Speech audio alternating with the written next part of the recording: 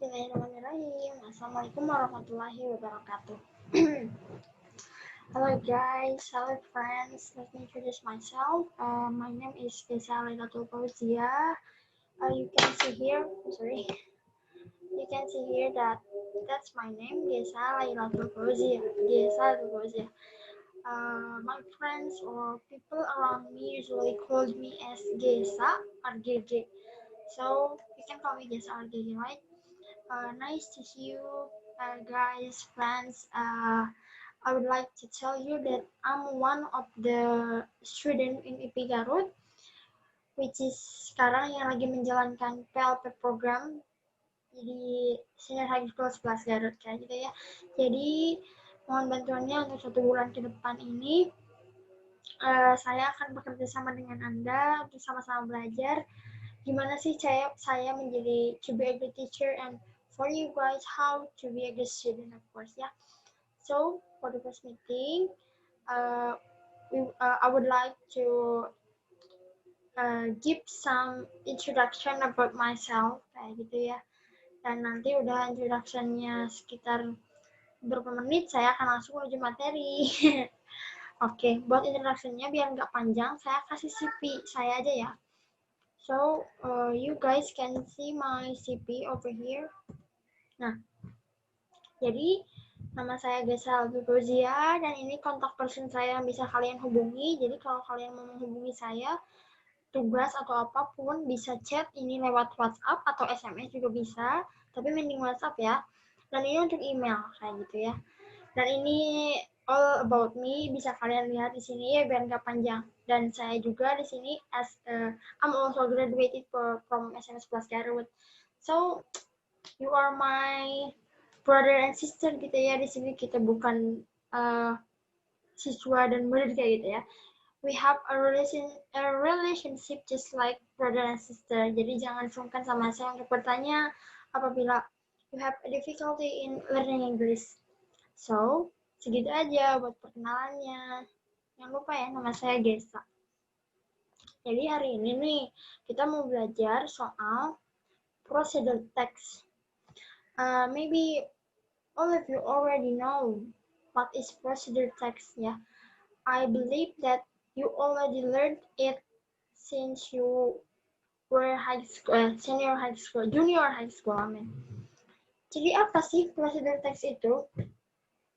Procedure text itu tuh kayak when you are doing something and then you tell people how to do something sequentially. Jadi prosedur itu kayak kamu tuh ngasih tahu orang lain gimana sih caranya melakukan sesuatu tapi bertahap gitu. Not randomly. Jadi itulah prosedur text. Udah tahu kan prosedur kayak apa? Di sini saya cuma mau emphasize saja ya. Even you are already know apa itu prosedur text, tapi nggak cuma tahu prosedur itu yang ada goalnya, yang ada materialnya, yang ada step-stepnya. Okay, just like that.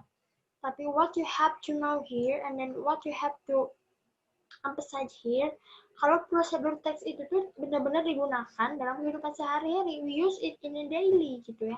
Jangan sampai you learn about procedure text, descriptive text, tapi cuma di kepala dan keluar gitu.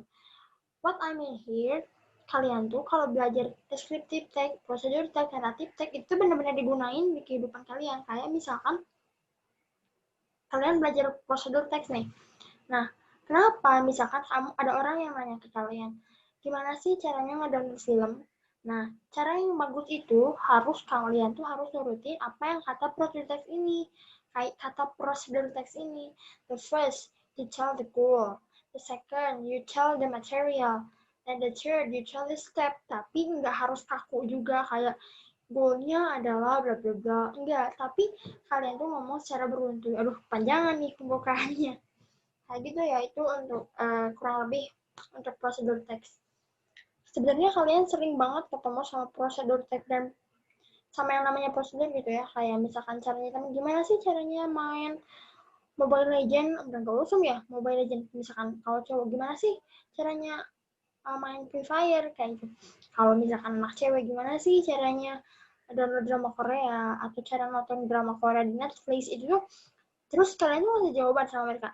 gini. Itu tuh sebenarnya udah prosedur teks ya, cuman nggak tahu kenapa ketika kalian disuruh bikin prosedur teks, kalian tuh pusing. Padahal seperti itu bisa kalian jadikan sebagai referensi kalian untuk topik prosedur teks kalian. Nggak harus bikin soal how to make a cake, how to make a noodle, enggak. Kalian bisa how how to watch Korean drama or movies in the Netflix, how to download Korean drama gitu misalkan, atau how to play a Free Fire game kayak gitu ya. Jadi don't worry again about procedure text, about finding the topic of the procedure text. Itu, aduh ini kameranya buram ya. That's okay, saya nge-recordnya ini malam. Lanjut ya sekarang. Nah, tadi kan procedure text ya. Pasti dong, setiap pembelajaran tuh ada tujuannya. Nggak boleh kita belajar tanpa tujuan, nanti hilang deh. Nah, kalian bisa baca ya. Setelah melakukan kegiatan pembelajaran, siswa diharapkan mampu menemukan fungsi sosial, struktur teks, dan unsur kebahasaan sebuah teks prosedur. Yang kedua, pastinya nih, kalau kalian udah tahu struktur semuanya tentang prosedur teks, kalian tuh harus mampu menyusun. Nah, kebetulan pada pertemuan pertama dengan saya ini, saya akan mengemphasize kalian di aspek writing sama reading. Nanti di pertemuan kedua saya akan emphasize aspek listening sama speaking. Jadi nanti di akhir pasti tugasnya bakalan writing sama reading. Kalau tugas dari saya emang nggak banyak ya.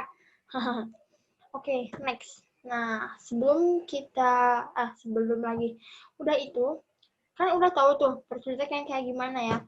Nih, saya kasih penjelasan yang lebih rinci ya, kayak apa sih prosedur teks itu? Prosedur text or manual is a text that explains how to operate or use something. Remember that. How to operate or use something, just like how to operate the computer, how to operate the television, how to operate the wash machine, something like that. Or procedural text is a tips or a text that explains how to do an activity, just like I said in the beginning. It is how to do an activity or to do something, but sequentially, urutan ya. The third, procedural text or recipe is a text that explain, itu typo ya, explain how to make food or beverage. Nah, udah kelihatan kan? Ada tadi manual, tips, and then recipe. Jadi sebenarnya bisa prosedur text. Kalian tuh bisa pilih yang ini termasuk apa kayak gitu ya. Nah, in general, we can say that procedure text is a text that explain how to do something in a sequence of action. Tuh, ketemu lagi, ingat ya. Intinya mah, how to do something in sequence. You tell people about the steps, step by step, about doing something, about explaining something, to do an activity or to operate something, or how to making something. Good. Paham ya? Okay, next. Social function. Apa sih tujuannya prosedur teks ini? Tuh, banyak ya. The first is to inform the reader about how to operate. Kayak tadi kan ada operate, manual, tips, and receipt. Nah, tujuannya ini nih.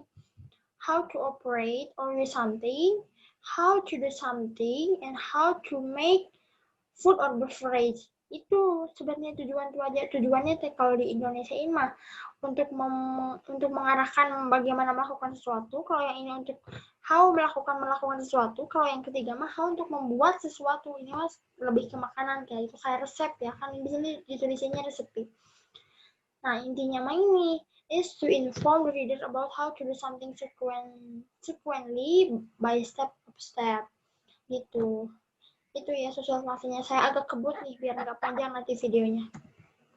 Nah, ini generic structure-nya. Prosedur teks itu nggak terlalu banyak generic structure-nya, cuma ada 3 aja, goal, material, sama method.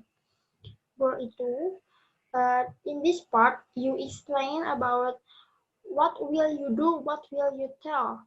Kayak tujuanmu apa sih mau ngasih tahu ini, misalkan goal itu, this procedure text will tell you about how to operate the Free Fire game. Itu goalnya, kayak tujuan, kayak gitu ya. And then the materials tuh kayak bahan-bahan apa aja, what things you need, when you are making something in this procedure. Kalau method or step, tentu saja it's a step. It is a step of how you conduct or how you do that thing. Good. Gitu ya. Strukturnya cuma 3 aja. Nah, kalau kalian nulis, kalau kalian ngomong mengenai langkah sesuatu, alangkah baiknya menggunakan generic structure ini biar nulis atau ngomong tuh runtuh gitu. Language feature, nih ada 4.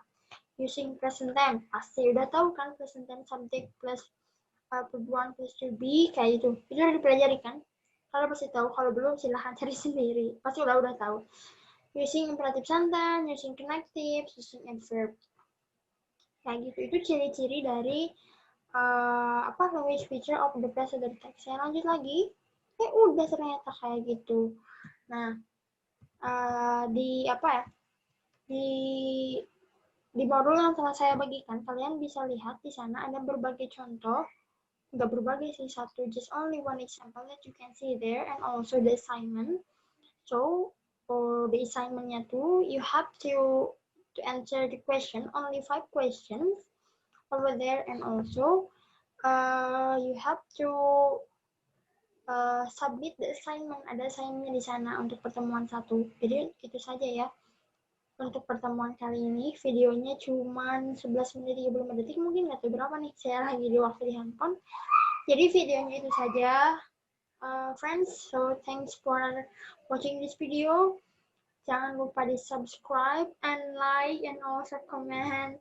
So, see you guys in the next meeting. Thanks for the attention. Wassalamualaikum warahmatullahi wabarakatuh.